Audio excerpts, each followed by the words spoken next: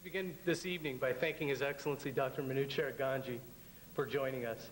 He's traveled a great distance to be here with us and talk about Iran. Please welcome Dr. Ganji.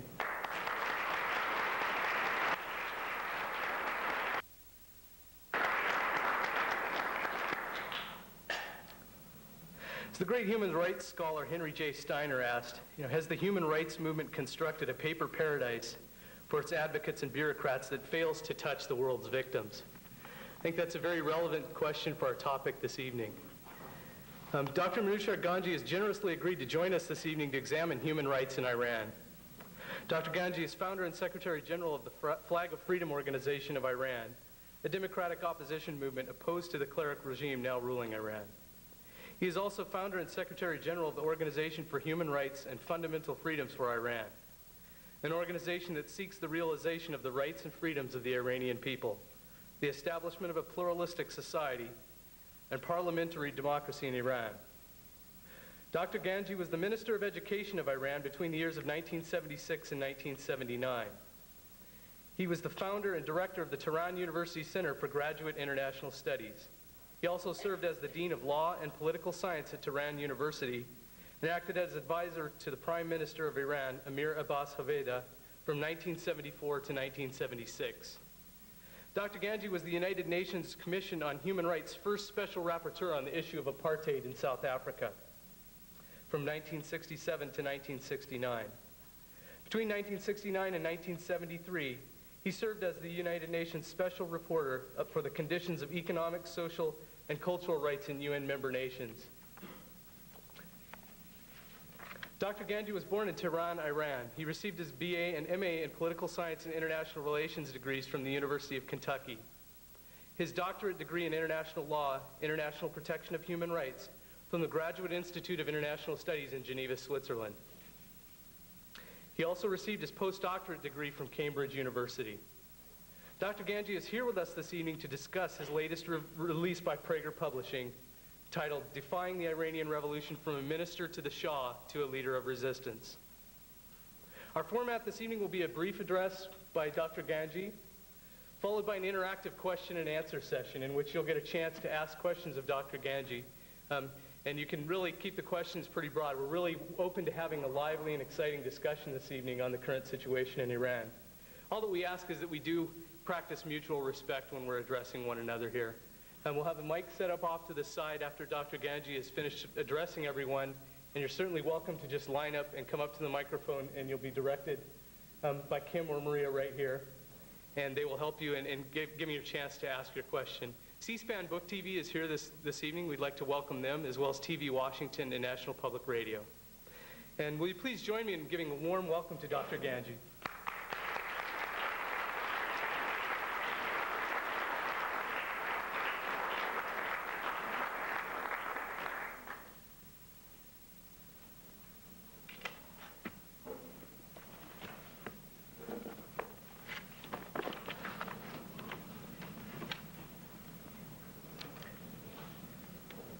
Mr. Pettis, thank you for that extensive and elaborate introduction. I also thank the Spokane World Affairs Council for having invited me to be here tonight. When I received the invitation from the Spokane World Affairs Council, it came as a pleasant surprise. What a small world we live in. Justin Pettis and his colleagues apparently didn't know, they knew nothing of my attachment to this wonderful city. They knew nothing of the fact that my family and I had lived here in this lovely city for over a year, right after Khomeini revolution in Iran. They had not known that I had in fact taught at this wonderful university where we are gathered tonight. They didn't know that this wonderful city was in fact our first port of entry to freedom after the rise of the clerics to power in Iran. My younger brother had been practicing heart surgery in Spokane for many years. My late wife and children preceded me, and I joined them after 6 hellish months of hiding from the new regime's executioners in Iran. We started life from scratch in Spokane. My first job, together with our 2 children, was a newspaper delivery route on the South Hill, delivering a spokesman review in the wee hours of the morning. Today, my sister Fereshte and my brother-in-law Ahmad and some other members of my family who are present here tonight reside in Spokane. My dear mother and my dear father, both of them are buried in Spokane.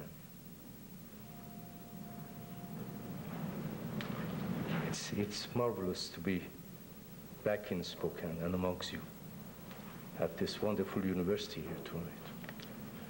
We human beings live with our memories and emotions. Spokane is one of the places in this small global village of ours. Yes. Spokane is one of the places in this small global village of ours which my family and I have come to love. And I'm very happy to be here with you all. I have been asked to talk on developments in Iran within the past 24 years. That's a vast topic. I shall try to touch on some major points to be followed by further reflections in the question-answer part of our meeting. For more detail, I refer you to my book, Defying the Iranian Revolution. So many dear friends are here tonight as well. I greet you and I thank you very much for being present. Ladies and gentlemen, 24 years ago, the fundamentalist clerics took over Iran in the name of freedom, independence, the loving God, and merciful Islam. They promised Iranians freedom, equality, and independence, as well as good and honest government. In 1978, Khomeini and his allies fooled the people by pretending to be the flag bearers of freedom, democracy, justice, and equality, and supporters of the poor that they called the disinherited. Khomeini and his allies did not reveal their real intent was the creation of theocracy in Iran until they were in full control of the country in late 1979. It was no sooner than in September 1979 that he divulged his hidden agenda, the absolute rule of the supreme religious guide, Velayat Faqih. It's after that time that fundamentalist clerics in other Muslim countries started meddling in politics and demanding, to begin with, more and more control over cultural matters and morals. This coincides exactly with the start of the Islamic Republic of Iran's policy of export of revolution and pumping hundreds of millions of dollars into the coffers of the fundamentalist Muslim clerics and international terrorist groups in Asia, Africa, and elsewhere, including the United States. Thus, after the 1979 revolution, the Mullah regime in Iran became the fertile breeding ground for support of militant, fanatical Islam and international terrorist adventures. To achieve this, 2 new offices with substantial budgets were created. One inside the Ministry of Foreign Affairs called the Office for the Expansion of Islamic Movements, and the other inside the Revolutionary Guards organization responsible for international terrorist recruitment and training programs.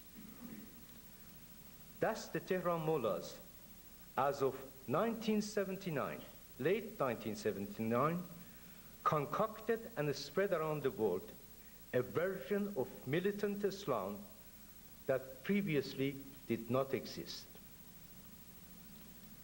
Right from the start, Khomeini and his cohorts promised Iranians, particularly the poor, a far better life than they could have possibly imagined. Those promises have proven to be nothing but sheer lies. That is so while the leadership clique leads extravagant lives and continues to amass billions of dollars in secret accounts and properties in Europe, Canada, Japan, and South America. Today in Iran, the poor are poorer than ever before, and in much greater numbers. The country's gross domestic product, GDP, in 2002 was far less than what it had been in 1978.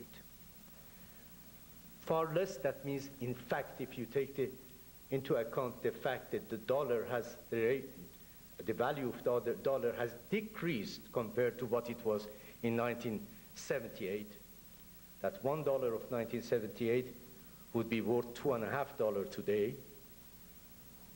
The per capita GDP in Iran today is about $1,400, whereas it was $2,400 in 1979.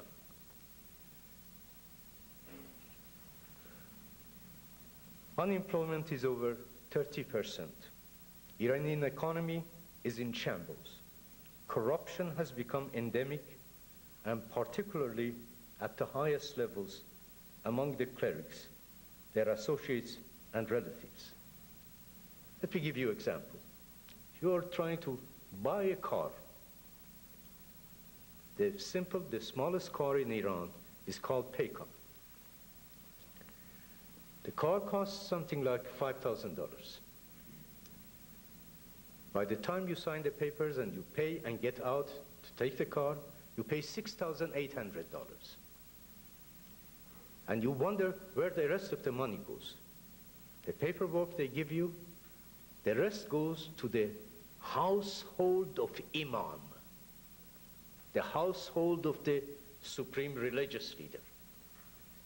For each car you buy, each car in Iran, at least minimum in Iran, 5,000 cars are sold each day. Iran has a population of 70 million. So 5,000 times 1,800, or say 1,500, that makes $7.5 million a day, with no control whatsoever on how he uses that money. That's about $2.5 billion a year. From that one item alone, there are all kinds of things. On whatever you use and you buy, they take that percentage.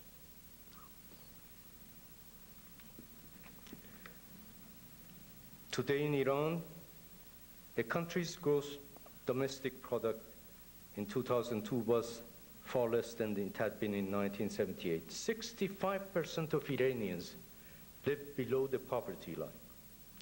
Unemployment is over 30%. Iranian economy is in shambles. Corruption becomes endemic, and particularly at the highest levels. The boundaries between public and private sectors are not discernible. Foreign investment is insignificant. The dollar, which stood at 70 riyals in 1978, stands at 8,000 riyals today. The cost of living has gone up 110 times, while the salaries and wages have increased only by 35 times. Annual per capita income is today around $1,200, half of what it was 24 years ago. Today, nearly 50% of our families live on income of $1.40 per day. The poor are selling their kidneys, eyes, and even their children to survive. Drug addiction and prostitution has skyrocketed. Suicides take a toll of over 50,000 each year, with 60% being women and youth. Over 4 million, mostly professionals, have left the country. That exodus continues in high numbers even today.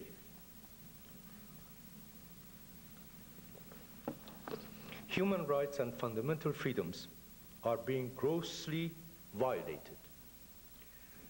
Discrimination against and mistreatment of women are rampant. The mullahs have instituted a system of apartheid against women. They are the first to be fired and the last to be hired. Today, the Iranian women constitute only 16% of the country's total workforce. The previously defunct institution of polygamy and temporary marriages are once more back in place. The law of vengeance, of eye for an eye and a tooth for a tooth, of 1300 years back has become the penal law of the country. People are arbitrarily imprisoned, tortured, even publicly flogged, hands and feet cut off, and eyes gouged out.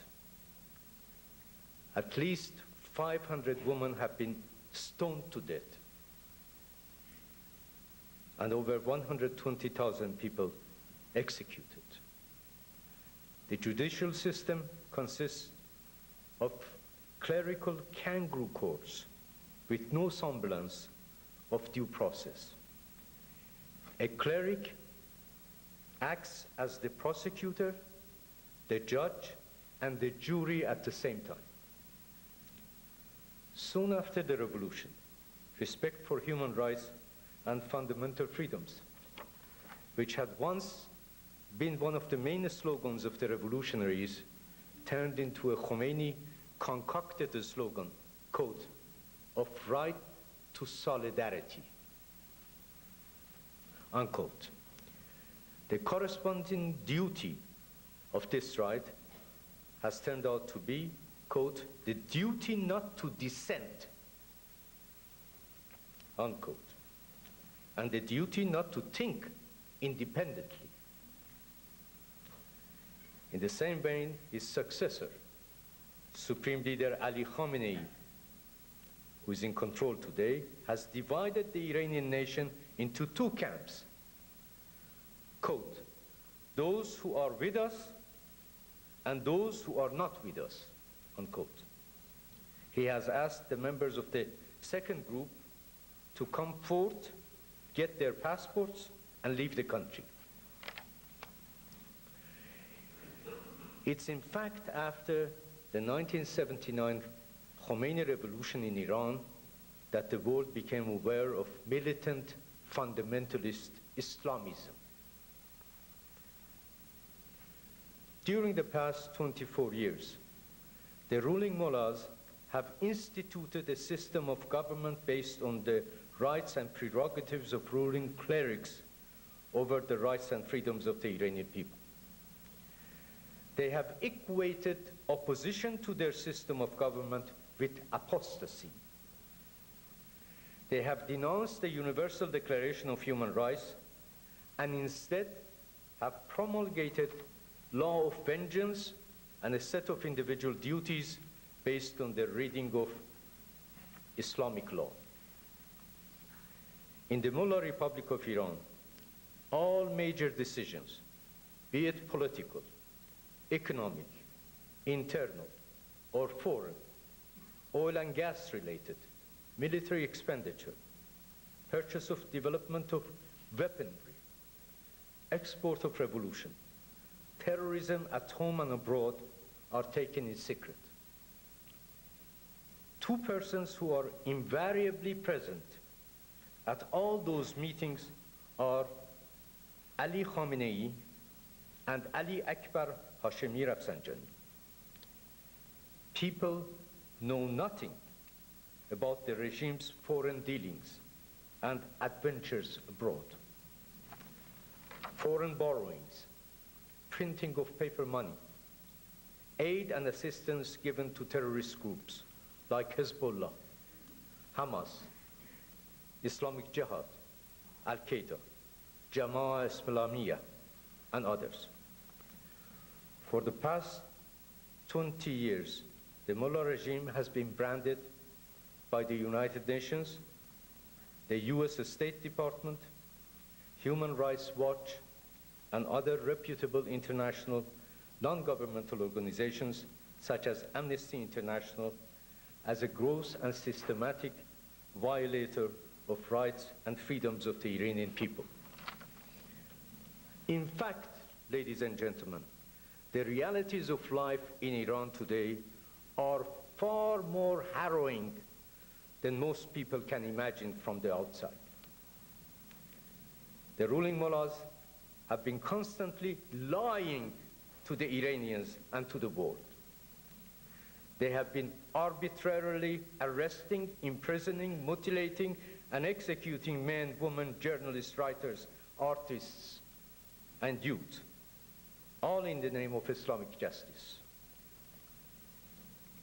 At the beginning of the revolution, of the Iranian Revolution, at the beginning, the Iranian Revolution served as a tool for what Alexis de Tocqueville had warned, quote, the tyranny of majority, unquote. And in this case, that was the Muslim Shiite male majority. The equal rights of and freedoms of women, Christians, Jews, Baha'is, Zoroastrians, and even the Sunni minorities were hampered right from the outset. Shortly thereafter, even the male Muslim Shiite fell victim to the totalitarian reign of the ruling mullahs. Since the 1980s, the mullah regime has been actively after the acquisition of weapons of mass destruction. This includes chemical, biological, and nuclear weapons. Long-range nuclear missiles would make the clerical regime invincible and force the United States to deal with them on their terms. North Koreans, Chinese, Russians, plus many former Soviet nuclear scientists, aeronautic engineers, and others are secretly hard at work in Iran, assisting the clerics in this regard. They are also clandestinely engaged in acquiring and smuggling banned equipment and technology from Europe, Canada, Asia, and elsewhere.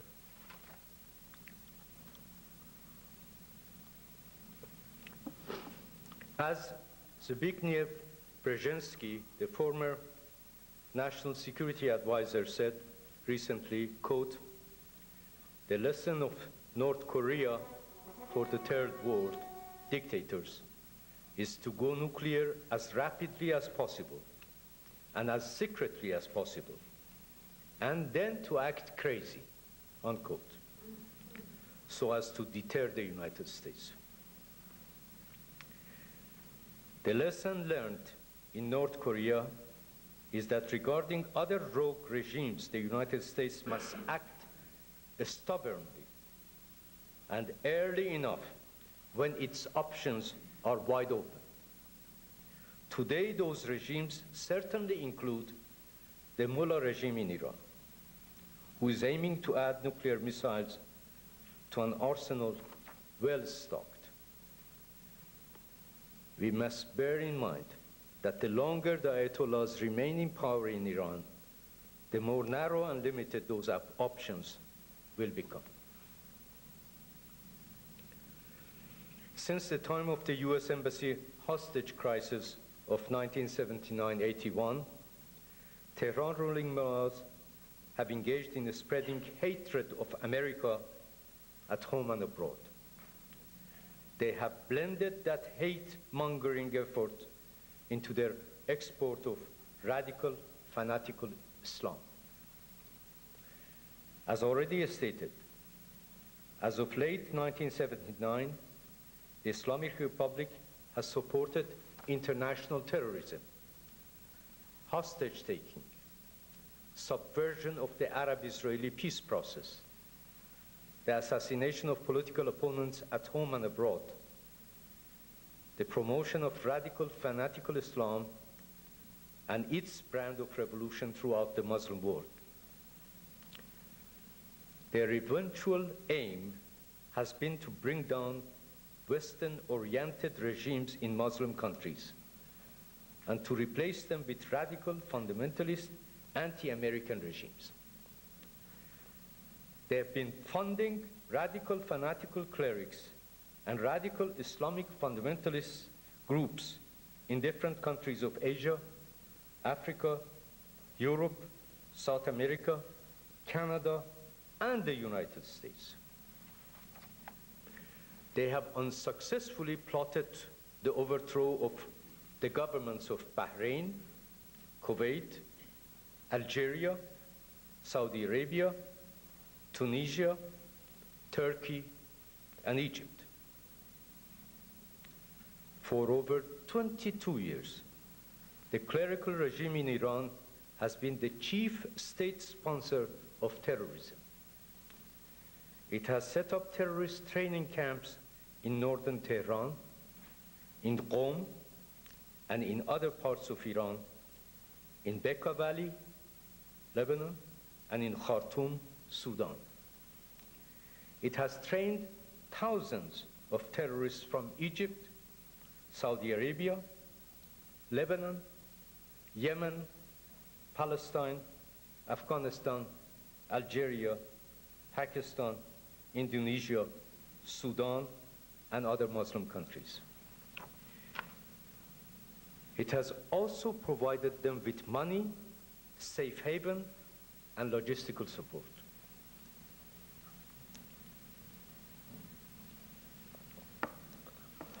The Islamic Republic is the founder and principal provider of Hezbollah in Lebanon.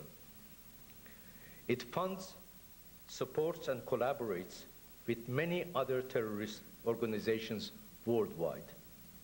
These include Islamic Jihad, Hamas, Jama'ah Islamiyah, as well as terrorist organizations in Algeria, Egypt, Turkey, Pakistan, Kashmir, and the Philippines. It has entertained close relations with Al-Qaeda since the early 1990s. Right from the start of the revolution, the US and Israel became the Mullah regime's main targets of attacks, verbal and otherwise. Their assessment was that Americans run away from trouble, like they did in Vietnam, in Lebanon, and in Somalia, and that the US is a paper tiger, that you can poke its eye with your finger with impunity. They have held the view that Western democracies are corrupt, mercantile societies with no scruples, and Western civilization is old, bankrupt, decaying, and on its way down. They have advocated the West's demise be hastened by the demise of the United States. I'm quoting those parts. Those are the words they have been saying. Thus, the Mullah regime has been behaving as the enemy number one of the government of the United States of America. In fact, what it despises most are the values that America stands for. Those include freedom, democracy, openness, secularism, tolerance, modernity, accountability, and pursuit of individual happiness. From the start of the revolution, the Khomeini regime began with the slogan, "The US can't do a damn thing." That's in quotation. For the past 24 years, they have been burning the American flag, stomping over it in the streets, calling America the great Satan, and chanting "Death to America, death to Israel" slogans. Every year, at the Muslim Hajj annual religious ceremonies in Mecca, which ended just a week ago, they hold a rally against the United States and Israel under the banner of ablution from the infidels, where again they chant "Death to America" and "Death to Israel" slogans in the presence of millions of Muslim pilgrims from throughout the world. In Sharm el-Sheikh anti-terrorism conference of March 1996, Shimon Peres, the Prime Minister of Israel at the time, stated, and I quote, "This terrorism is not," that's a conference that Clinton was present, heads of a state, and they were trying to find out what they can do about terrorism. Peres said, and I quote, "This terrorism is not anonymous. It has bank accounts. It has infrastructure. It has a network of camouflaged as charity organizations. It is spearheaded by a country, Iran. Tehran has become the capital of terror. A conclusion must be drawn on how to contain it. Momentous and practical decisions must be made here today," unquote. That's what Shimon Peres said in 1996 in the presence of US President. Rather than listening to Shimon Peres's timely warning, the US administration at the time continued to pursue the already bankrupt policy of searching for moderates within the Tehran clerical establishment and shutting its eye to their misdeeds, like the Khobar Tower explosion of June 25, 1996, that killed 19 American servicemen. Louis Freeh, in an article in the New Yorker magazine of March 2001, 5-6-page interview, Louis Freeh says, and I quote, he says, "I took the file of Khobar Tower terrorist act after we had consulted with Saudi Arabians and after they had interrogated the individuals concerned and all that, I took it to Sandy Berger, in Sandy Berger's office. And I said, Iran is behind Khobar Tower terrorism. He says, Sandy Berger told me, why are you telling me that? And I'm quoting Louis Freeh. And Louis Freeh says, then I found out they don't want to do anything about it. I closed the file and took it back. Until recently, the US policy towards the Mullah regime remained weak and apologetic. Mrs. Madeleine Albright, for whom I have a great deal of respect, held a conference with an association, so-called association called Iran-American Friendship Association, which is organized by supporters of the present regime in Iran, Iranian side of it I'm talking. And in there, she apologized from the Iranians about 1953 overthrow of Mossadegh. Mossadegh was a great man, and it was a mistake. The overthrow was a mistake. But let's suppose that US had a hand in it with Great Britain. If one starts to be apologizing for things like that, the Russians and the Germans and the French and the Brits have to apologize from everybody in the world. The French have to apologize from Algerians, from the Vietnamese, from so many countries. The Brits have to apologize from so many countries. The Belgians have to apologize from the Congolese and so many other countries. The Russians have to apologize from the Czechs, from Hungarians, from so many countries. What is this thing? And what did she get? Nothing. But all those things weakens the strength of the freedom movement inside Iran, thinking that US administration is siding with the regime. Since September 11, 2002, the American people have learned that ignoring the places where radical Islamic fundamentalism are cultivated and exported can cost dearly. Most Iranians welcomed President Bush's State of Union addresses of January 2002 and 2003. In one, he branded the clerical rulers in Iran as part of the axis of evil.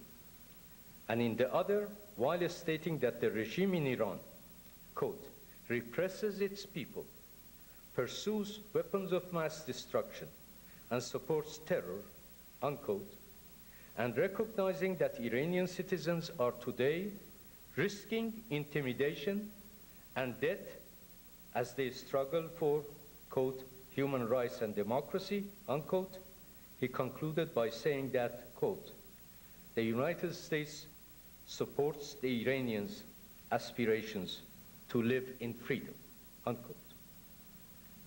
After 24 years of outlawry, and while the Western European governments, solely for economic reasons and lucrative oil and gas deals, are embracing the Tehran mullahs, it was indeed refreshing to hear the US president cut through the regime's double talk and refer to the ruling clerics for what they truly are, evil, while supporting the Iranian people's quest for freedom and democracy. These rhetorical signs of support are heartwarming and remind the Iranians that they are not alone in their struggle for freedom. But certainly they are not enough. For the past 24 years, the ruling clerical clique in Iran has taken Islam hostage and used it as a cover for its misdeeds. Today, more than ever, we are duty-bound to expose the hypocrisy and mendacity of the fanatical clerics who are after power and use Islam as a tool for the achievement of their criminal goals inside and outside of Iran.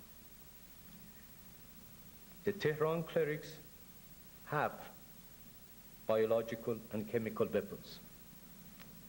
They are fast on the road to acquire nuclear weapons.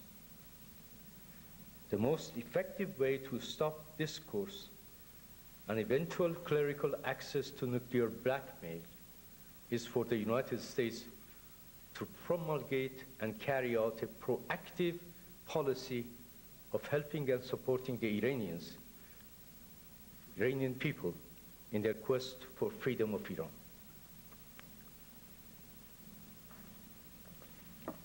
The Iranians inside and many outside are mentally and psychologically ready for whatever sacrifices they have to make to bring an end to the mullah regime.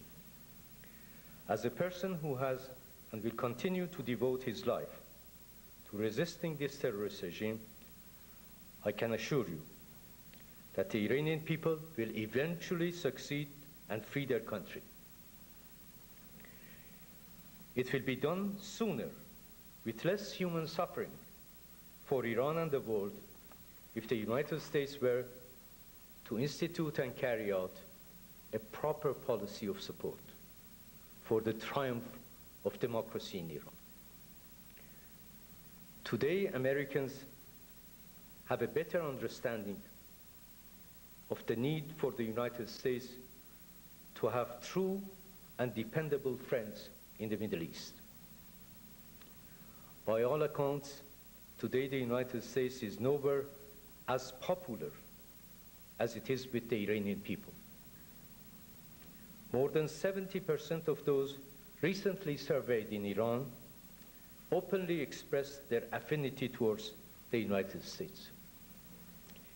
Now is the time for the United States to supplement its policy of rhetorical support for the triumph of democracy in Iran with an effective, proactive policy of support. Ladies and gentlemen, the great French philosopher of the mid-19th century, Victor Hugo, had said, and I quote, "Nothing is more powerful than the idea whose time has come," unquote. The time for freedom and march of democracy in Iran has come. Let us together help realize it. Thank you. It's been great being with you all, and it's been great seeing so many wonderful friends and family members. Thank you very much.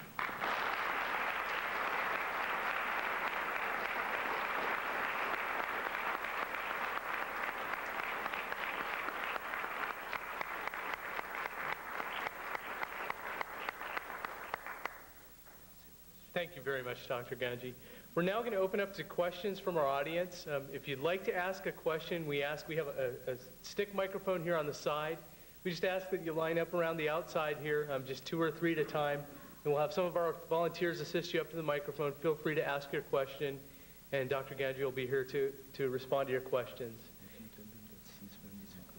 And C-SPAN Book TV is here also recording the event. So it's a great opportunity for you to get your opinion known if you want to get it out there on the table. Also, I wanted to remind everyone about our exit surveys. We really, in order for us to continue to deliver the quality programming we have to the city of Spokane, your input is extremely vital, and we'd really love to stay in touch with you. At the end of the event, you need not do it now, or you can do it just during the question and answer period. Please feel free to fill that out, and volunteers will be able to collect that on the way out. But right now, let's get set for question and answer. Who would like to start? Thanks a lot. You can just file right down here, and we'll be all set. Thank you very much, Dr. Ganji. I want to say hello to those of you in the balcony. Thank you very much for coming.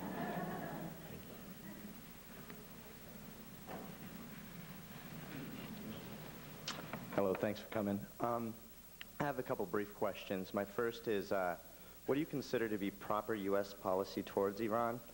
And my second is, do you see the current president as being part of this? Is he helping or hurting the cause? Thank you very much. The question is, you heard the question. Well, I have said it. I think U.S. has to have a policy on Iran. I think the United States does not have a policy on Iran today. It hasn't had a policy on Iran.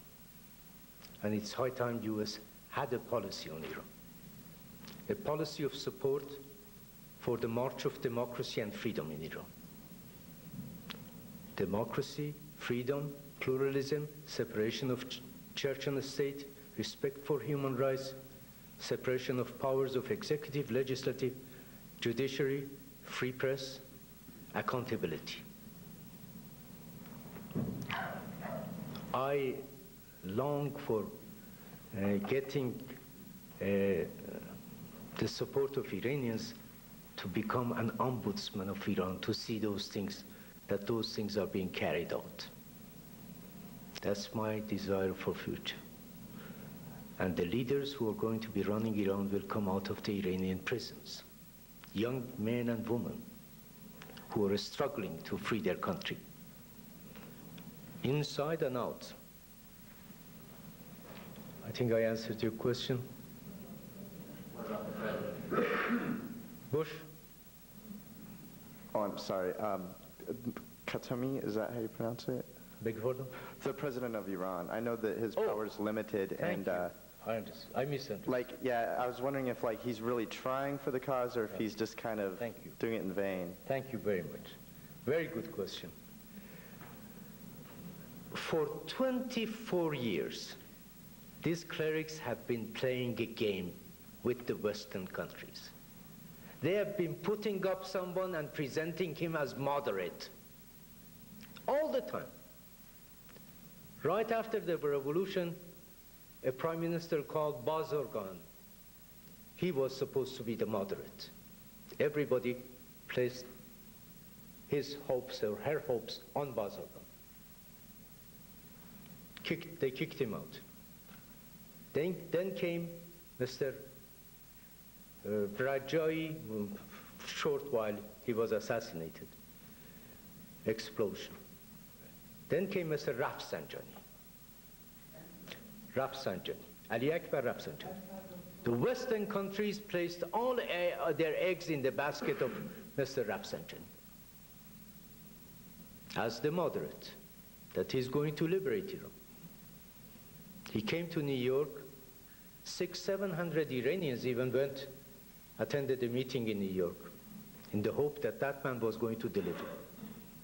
And later on, everybody found out that he was behind the assassination of some Iranian opposition movement in Berlin.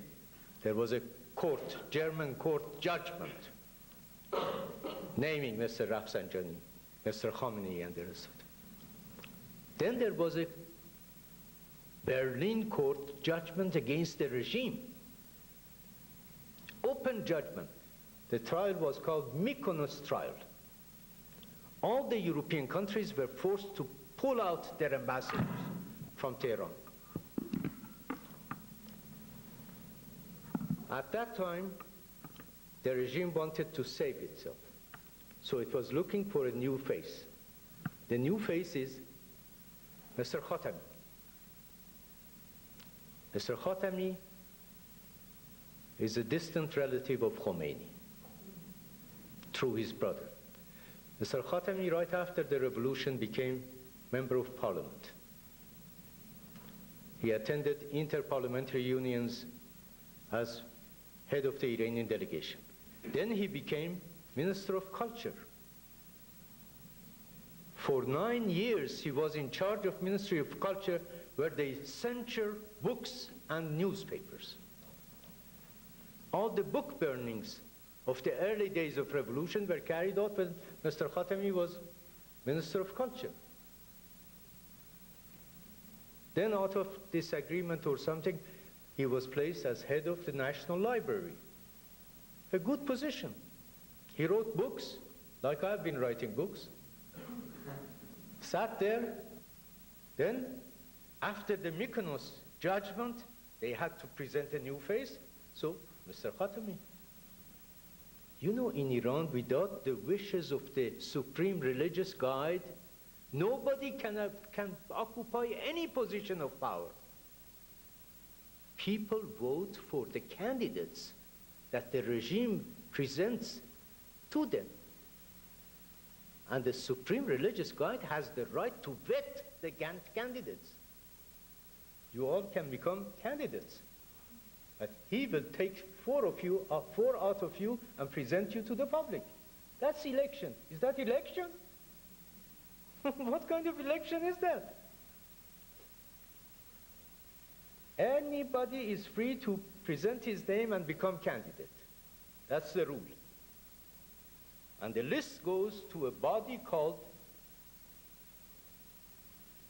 the Guardians Council, composed of 12 clerics, 6 directly appointed by Supreme Religious Guide, directly to that council, and the 6 others indirectly appointed by Supreme Religious Guide. Indirectly, that means head of the judiciary presents 12 names, head of the judiciary, who is appointed by the Supreme Religious Guide himself. Let me give you how the things work in Iran. You have a Supreme Religious Guide. He's the godfather. He is elected by an assembly of clerics, an assembly of 86 clerics, Who elects the Assembly of 86 clerics? Clerics can become candidate. The list goes to this Guardians Council. Guardian Council picks the candidates and presents it to the people, picks the candidates. That means vets the list, presents its list to the people, they vote for it. So that's the one office of the Supreme Religious Guide. Then you have the office of the head of judiciary. Supreme Religious Guide appoints the head of the judiciary directly. Then you have the office of the president. Anybody can become candidate. The list goes to that body, Guardians Council. They vet and they present a list to the public. Then there is an election. And whoever gets most votes is elected. And you have also House of Representatives. The same way. Anybody can become candidate in any district. The list goes again to the Guardians Council. They present the candidates that they like to the people of the province, whatever, and people vote. There is no election. This is appointment by the Supreme Religious Guide. Now, people voted for Mr. Khatami because they thought he was going to deliver what he promised. And he made big promises to the Iranian people. 6 years has passed. No, 7 years has passed. Mr. Khatami has, 6 years has passed. Mr. Khatami has 2 more years to go in his second term. And in his 6 years, he hasn't delivered anything. If you see changes in Iran, it's not Mr. Khatami who's bringing the changes. It's the youth of Iran. It's the women of Iran who are struggling, going to prison, being tortured, and showing the world that they don't like this regime, and they are opposing this regime, that the regime is forced to back off.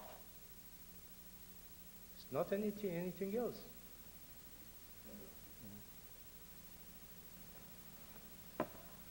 Yes. With everything that's going on right now in the world, can U.S. afford to have an active policy against Iran? And if so, how do they get the United Nations behind them so that it's more of a world approach rather than U.S. and maybe Britain or 1 or 2 other allies? How does U.S. take a policy that brings all of the United Nations behind them rather than going by itself? Oh, to have a policy towards Iran, which UN would support. Right. Thank you. United Nations, started, that body, that organization started with 49 member states. Now it has 192 member states. African, Asian, Latin Americans, East and West Europeans, and the rest. Unfortunately, the Human Rights Commission of the United Nations today is headed by a Libyan representative. Disarmament organization in Geneva Conference is headed by the Iraqi representative. So, United Nations is not really the body that the world has been asking and demanding to be an objective organization. Is body of representatives of states with varying policies. They adopt resolutions, many resolutions. Unfortunately, the resolutions mean nothing, generally speaking. It's better to have the United Nations than not to have it, of course. But the United Nations is not the ideal organization that humanity wanted to have. Let's hope that in future, as time passes by and states' policies change and become closer, United Nations will become much more relevant to the needs of the world. Now, on Iran, the Human Rights Commission of United Nations. 23 years ago, I and a friend of mine called Cyrus Elahi in Dallas, I wrote to all my friends. My field is international protection of human rights. I have many friends throughout the world. I wrote to all my friends in Africa, Asia, Latin America, Europe, and asked them to help organize a committee for defense of human rights in Iran. They did. We created a non-governmental committee for defense of human rights in Iran, headed by the former American ambassador in Geneva, European Office of United Nations,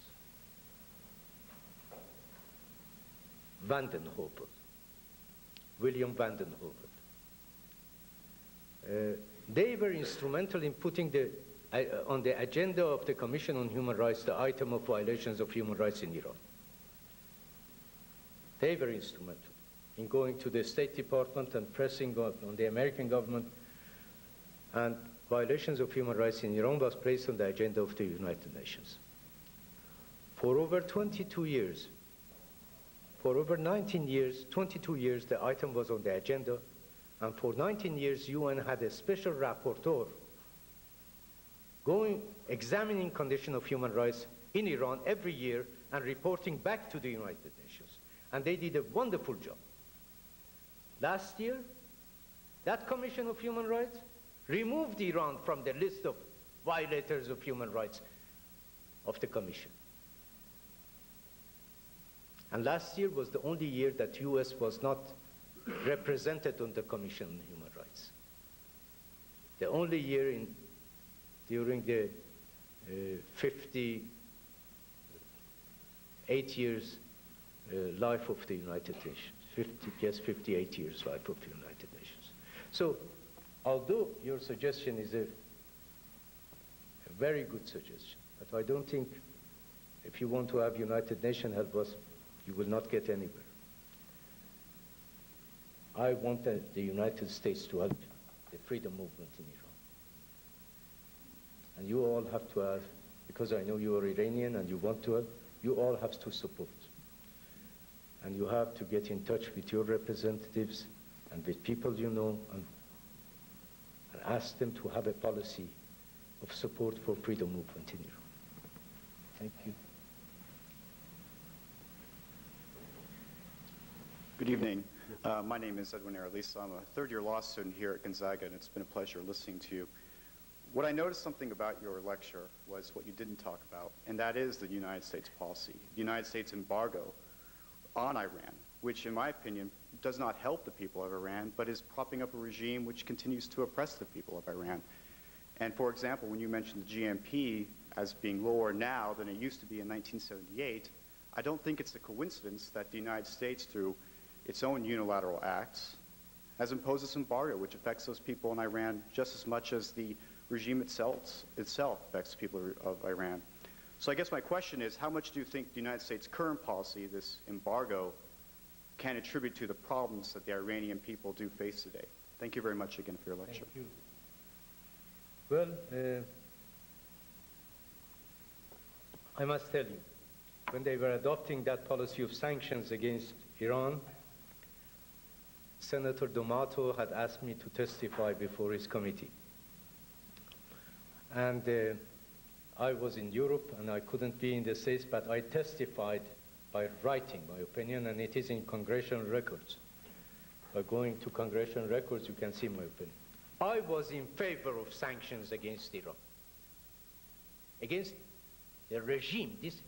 Whatever money goes into their hand, 70% of it is used for purposes of arms and terrorism and that sort of thing, not development of my country. They are selling the oil. Europeans are buying it. They have the market. Throughout these 24 years, they have pocketed at least minimum of $350 billion in oil money. They have to show what they did with $340 to $400 billion. Only oil. Only from oil. Corruption is so high amongst the clerics. Dealings and wheelings. The only thing that has given the Iranian people a slightest hope that they have the support of the world in their movement for freedom of Iran is the fact that the United States has not established the same kind of relations as Europeans with the regime in Iran. What U.S. sanctions, of course, for sanctions to be effective, it should have been European and United States together. Europeans did not follow United States. And U.S. has not implemented the sanction policy fully. But although they have not implemented it fully, it's been better than not having it. Because the people of Iran at least know that the United States does not support the regime. Iran is getting everything it wants to get from outside. From Australia, from New Zealand, from Canada, from France, from Great Britain, everything. Except high technology that it needs for some developments of some military equipment which is connected to its mysterious programs and policies. So I respect your opinion very much. I must tell you very frankly, I supported the policy. It is on record, and I support it even today. And I don't think it has hurt the Iranian people in any way, because it is not like Iraq. Iran is getting medicine, is getting food, is getting everything. All of those people sitting here, many of them go to Iran and come back, and they know there are no shortages, nothing. Question? Yes. Hi. Thank you for speaking today. You spoke a little bit about the limitations and the violations of human rights, particularly with women in Iran. And because of my field of study, I was particularly interested in that. I kind of have a two-part question. One is, what are the actual institutional and legal limitations that have been put by this regime on women? And the second is there a significant or effective underground revolutionary movement, particularly related to women's rights in Iran? Thank you very much. Thank you. In response to your Iranian woman, in addition to the so-called Islamic code of dress, which they have forced on women, which you see in television and newspapers, you see the pictures. They have instituted the institution of polygamy and temporary marriages once more, which had become illegal before this regime. A man can marry up to 5 wives and can have as many concubines as he wants in the name of temporary wives for 1 hour, 2 hours, 1 day, 2 days, 1 month, and so forth. He can divorce his wife. Now there is, of course, women have also some right to go for divorce before the courts, but they cannot get so easily, they cannot get divorced so easily as men can divorce their wives. The testimony of a woman before a court of law, 2 women's testimony is equal to 1 man's testimony before the court of law. That was not the case before, at all. Women were equal with men. Let me tell you this. Iranian culture, from 3,000 years back, is an egalitarian culture. In the construction of Persepolis, the greatest ancient building in Iran, in the south of Iran, you read written on the stones that the workers included men and women, that their pay were equal, that in many cases women were running the union of workers. Iran had 2 women queens that ruled Iran. The last one is 15 centuries ago, before the advent of Islam. Iranian families is mostly matriarchal. The mother runs everything. Iranian women have great deal of respect in society. Today, 63% of university students are women. It's not the regime that has let them, forced them to come to universities. It's Iranian family. In our time, 24 years ago, 37% were women. But the number was constantly increasing. In my time when I was Minister of Education, 50% of children in our elementary schools in villages were girls. And 49% in cities were girls. And the number was increasing constantly. Population has doubled, more girls. That's the family.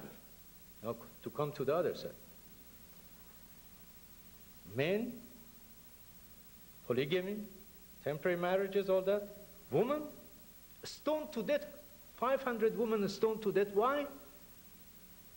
They say that they have had extramarital relation with an individual, and there is no proof of extramarital, but the cleric running the show, so-called the kangaroo court, and they are stoned to death. They are buried up to here and stoned to death. Out of over 400 different branches of studies at universities, nearly 123 branches are forbidden to women, in genetics, in technology, in lots of other things. Women have to sit in the back of the buses, public transportation. Women have to work in different parts of the factory or work in different parts of the offices. Women have to enter from a different door from men when they go to public buildings. There is a system of apartheid in that country. If every now and then they loosen the harsh treatment of women and everybody says, things are better. They say, in Persian, they say they ask for your life so you'll be happy with fever. That's Iranian woman.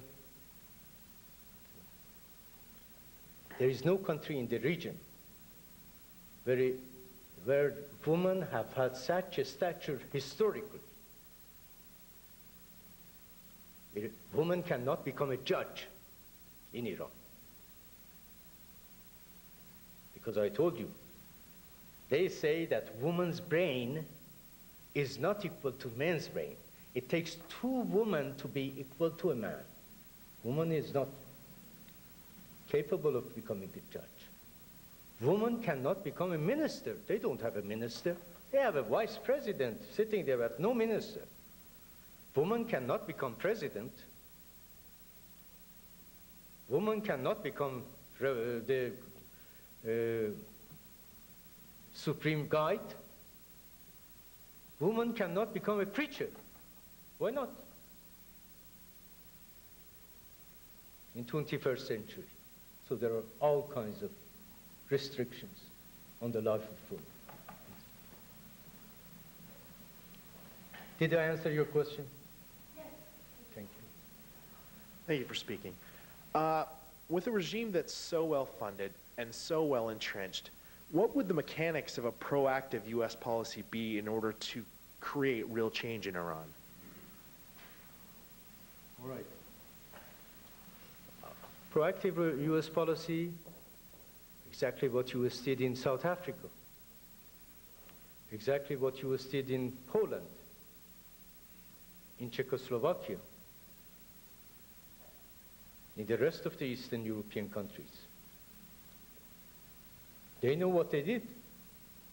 Do it in Iran. Why not? And recently you did it in Afghanistan.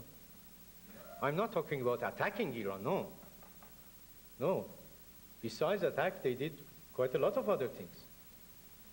Iran, there is no need for attack, for US forces to go into Iran.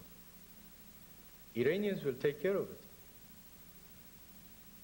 But they have to know that United States is not going to cut deal with the regime, and United States stands behind freedom movement in Iran.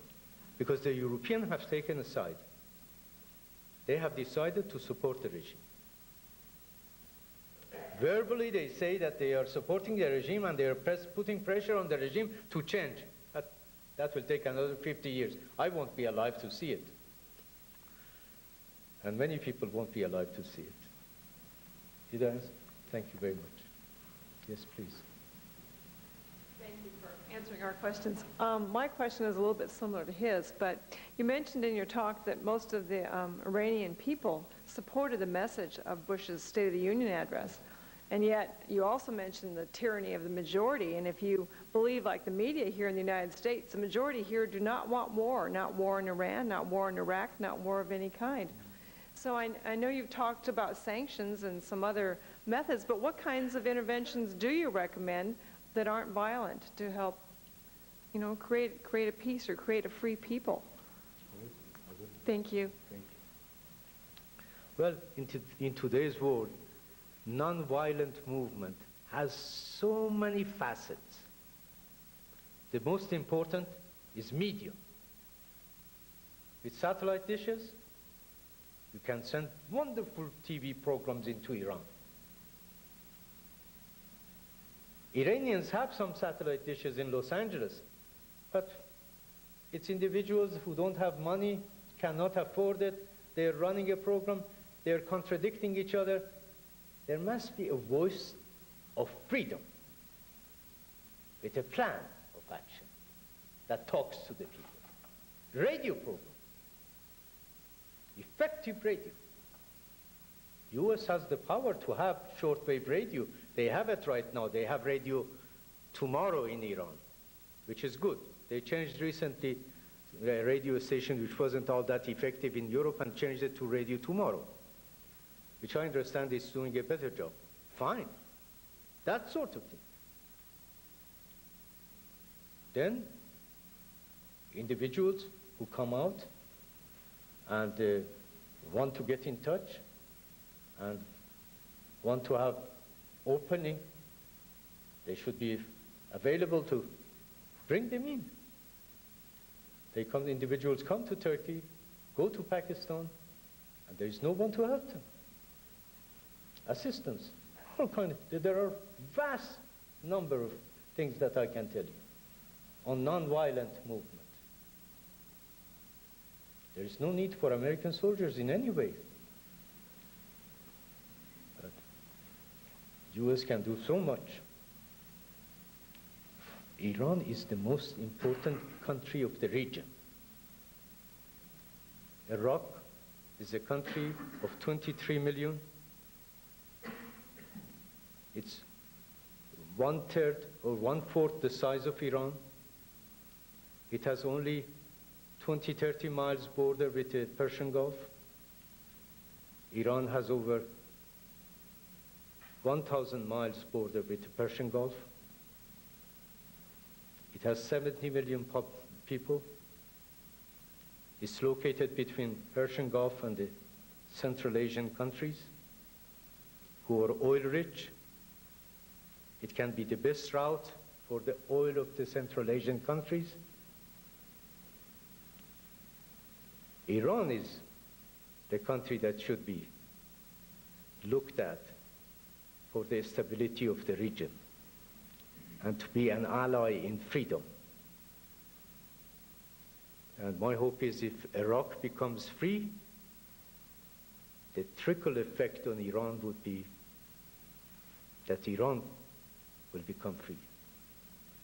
And I don't think that hope is misplaced. Yes? Did I answer your question? Yes, you did. Excellent job. Thank you. Very much. Thank you. My name's Anahita. I'm a first-year student here at Gonzaga Law. You mentioned rhetorical signs of support earlier. You mentioned that U.S. statements by political leaders being rhetorical signs of support, do you feel that the State of the Union address, President Bush's statement regarding Iran, was another rhetorical sign of support or a politically motivated statement? Thank you. If I understand your question correctly, you say, do I think that the recent statement by the President was sufficient, or that was again rhetorical? As far as I know, it is rhetorical. I don't see anything that backs it up. There is no need, I'm not talking about army or anything, but I'm talking about a proper policy. I don't think there is still a policy. And I don't expect to see it until Iraqi situation is settled. But after the Iraqi situation is settled, I hope it will be addressed properly. Thank you for asking that question. Any other question?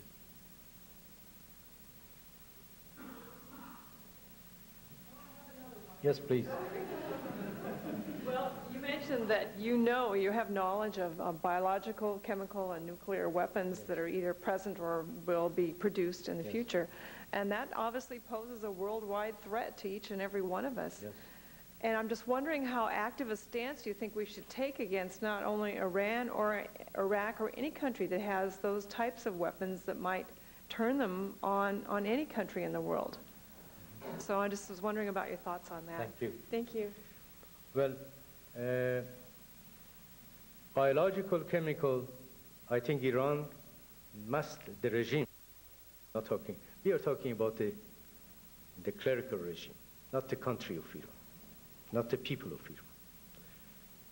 Because two different things. I think the clerics have gotten whatever they have from the same sources that the Iraqis got them. If you read the New York Times of last week, an article by Elaine Cellino, he talks about where the Iraqis got their chemical weapons. They got them from 14, I'm quoting New York Times, 14 German companies who are the big traders with Iraq, 2 French companies, 2 Dutch companies, 2 company from another European country, and 2 defunct American companies. Iranians, the regime in Iran could have gotten it from all those companies, European companies, because they had the best, their major trading partner before the Mykonos trial, which I related to you, before that judgment in Berlin, was Germany. And today also, one of their major trading partners is Germany. They are selling everything to them, the Germans. And the French would sell them anything for money. So it is not as difficult to have that. Now, when it comes to nuclear, the Russians have been providing the construction, they have been helping them with the construction of Bushehr, that is south of Iran, Persian Gulf, near Persian Gulf. Bushehr atomic plant. But US satellite pictures were divulged just about 6 to 8 weeks ago that Iran was carrying out underground activities in Natanz and in Arak. Arak is a city in Iran, not Iraq, Arak. Natanz and Arak. And when they heard that, and then International Atomic Agency, Al-Baradei, said that he's going to Iran to see about what the US pictures are conveying, what is the situation. So they came out openly and they said, we have found our own uranium mines. And we are mining uranium and we are going to enrich our own uranium. Now, US was putting pressure on the Russians to take back the used uranium from Bushehr so that they won't be able to make atomic bombs from it. They declared openly last week that we have uranium mines and we are enriching it and we are going to use it and it is our own, we can make whatever we want. But they said we are not going to make atomic bomb. What, you are not going to make atomic bomb? They said it only because US divulged that they have these centers. So definitely they are after atomic weapons. There is no question about it. Any other question? Yes. Please, would you come here?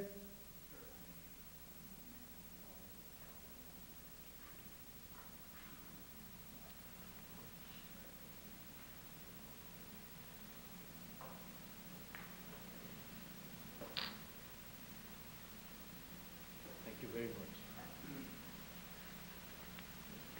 How do you think the regime in Iran will react to an American occupation, how do you think the regime in Iran will react to an American occupation of Iraq? Well, as I told you, Iraq invaded Iran in 1981, and the war, end of 1980, and the war continued for 8 years. Over 700,000, 650 to 700,000 Iranians died in that war. 600,000, 700,000 became, they lost their legs, hands, maimed, handicapped. And damage to Iran's infrastructure was over $900 billion. Iraq hasn't paid a penny to Iran, except the 100 planes that during the last war they flew to Iran and Iran has confiscated during the Kuwait war. So Iran, the government, I mean the Islamic Republic, would not dare come publicly and oppose American action in Iraq. And besides, Elaine Cellino, the New York Times reporter I told you about an article, reported from Iran, or Elaine Cellino, or a TV interview. I think it was a TV interview, sorry. CBS or NBC reporter in Tehran Bazaar was interviewing a woman, Iranian woman. And the Iranian woman told him, please tell the president, attack us, liberate us before Iraq. So that's the feeling of the Iranians. Iranians are not going to stand up and come to the streets if US goes marches into Iraq. Never. That Saddam Hussein has done more damage to Iran than any single individual that I know. He wanted to occupy a province, oil-rich province of Khuzestan, Iranian oil-rich province, and he couldn't. And for 8 years he fought with the Iranian army. So although, I must say, although the two governments, it seems to be, they have good relations and they're going back and forth. And as you're concerned very rightly, the foreign minister of Iraq was in Iran for 3 days, just last week. But to have effect, they have to bring the Iranian people into the streets opposing American action in Iraq. And Iranians would not come. They'll bring some of their lackeys, but not the Iranian people. No. Please. Yes. You mentioned 4 million professionals left the country after the revolution. Were there non-professionals that left, and is there still an exodus? And actually, how do they leave? Do they just take their passport and walk out, or do they have to be clandestine?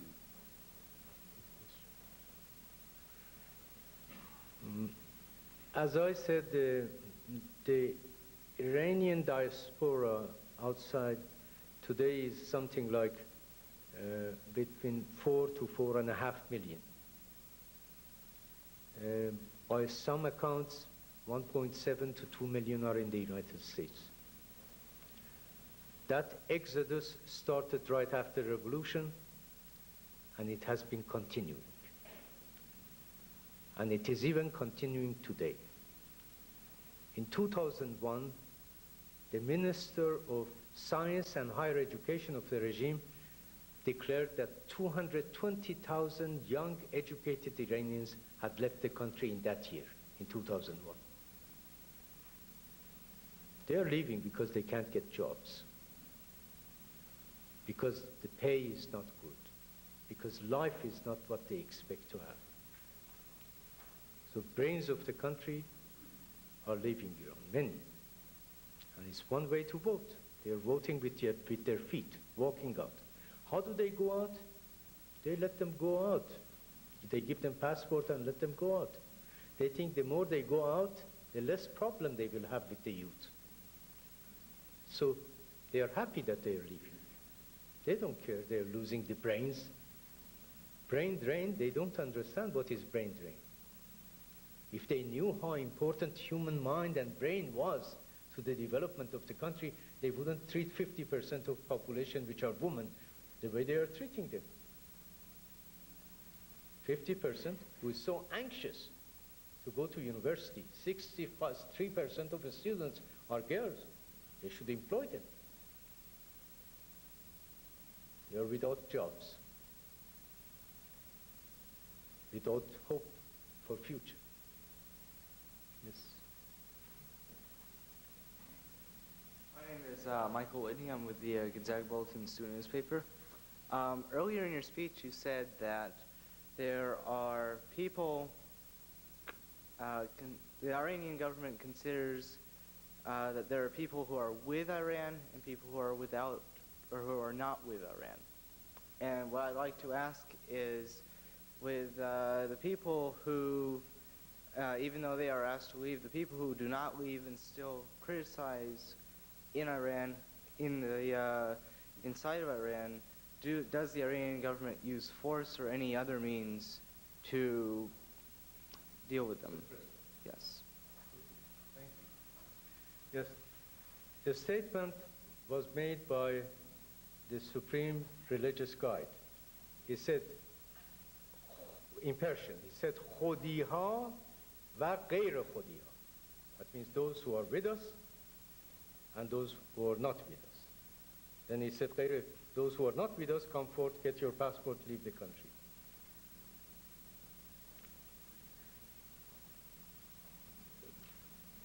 Yes, Iranians are criticizing the regime.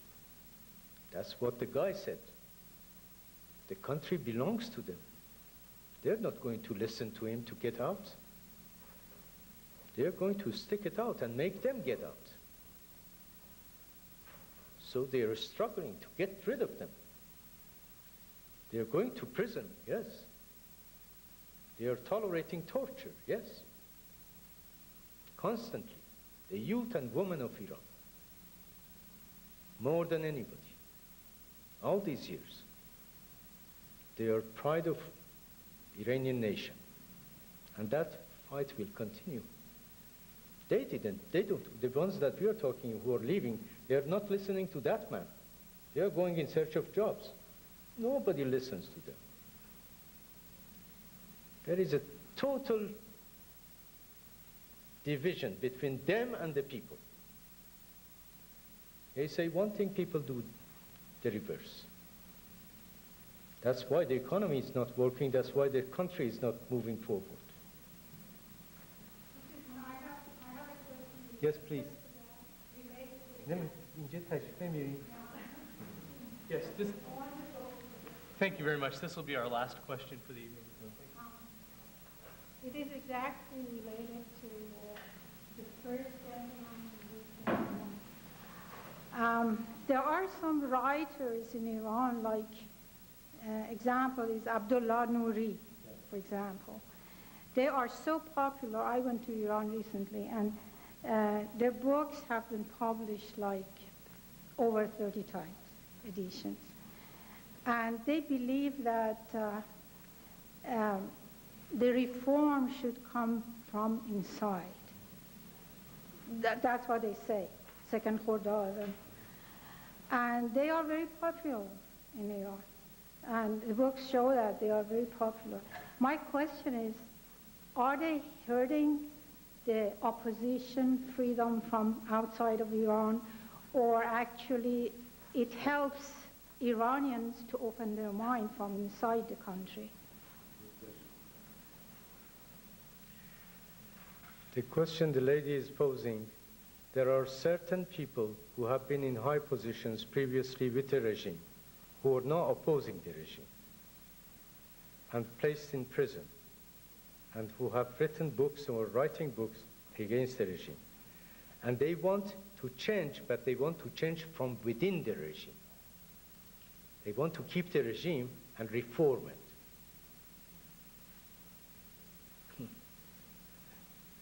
We have in Persian a proverb which says to turn the glass down and expect for the water not to fall, to come off. Impossible, to do the impossible. How can you reform a regime when you have one man called Supreme Religious Leader? If you change the Supreme Religious Leader, then everything is fine. Then there will be democracy. Then it is not this regime. Then it is democratic regime. Our problem is the Supreme Religious Leader. If it becomes sovereignty of the people of Iran, if they elect their real representatives with UN observers, international observers,